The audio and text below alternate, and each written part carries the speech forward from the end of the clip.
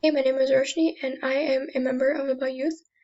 Today I'll be giving you some important information about grade point average, commonly referred to as GPA. So first, let's go over the basics. GPA is a system that's used by high schools to convert a student's performance to an actual number scale. The scale is different for AP and non-AP classes. This will be covered in the next few slides. How it works is that the grades earned in all classes of high school are averaged together to get one final cumulative grade.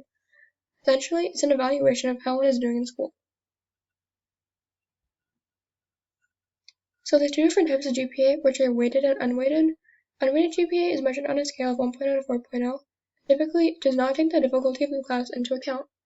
So for example, if you were to get an A in an AP class, it would be equal to getting an A in an honors or on-level class. Weighted GPA, on the other hand, is measured on a scale of 1.0 to 5.0, and it's mainly used to highlight a student's accomplishments as it takes the difficulty level into consideration. This means that getting an A in an AP class is worth more than getting an A in an honors or on-level class. So this slide is connected with the previous one, but as I mentioned before, the GPA scale is different for APs and non-APs.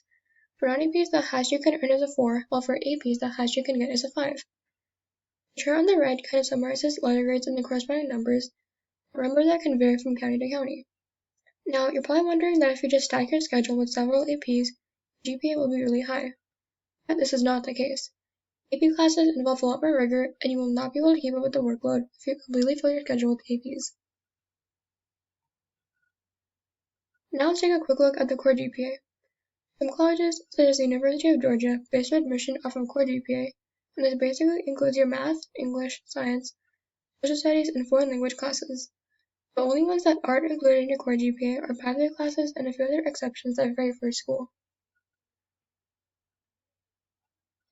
So your calculated GPA is found on your transcript and several other places, but in case you're wondering how it's calculated, this slide will give you a brief explanation.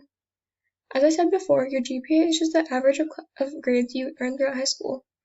For example, if you're a freshman who's taking 7 classes with 1 AP and you get A's in every class, you would add 5 for the 1 AP and then add 4, 6 more times for each of the non-APs to get a total of 29.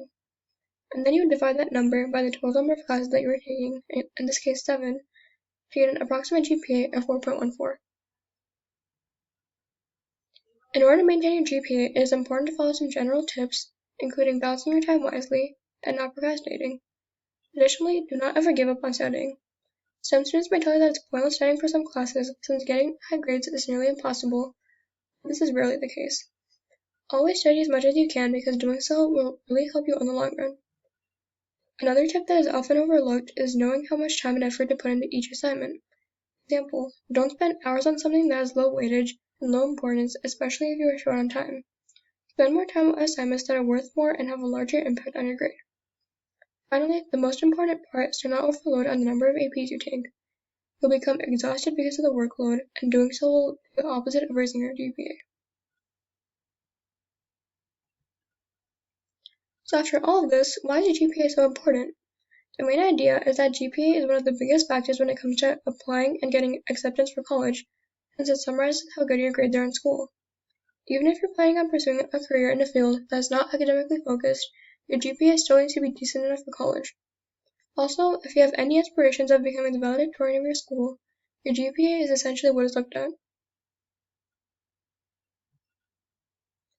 Thank you for listening to this presentation. Hopefully, it provided you with some helpful information about GPA.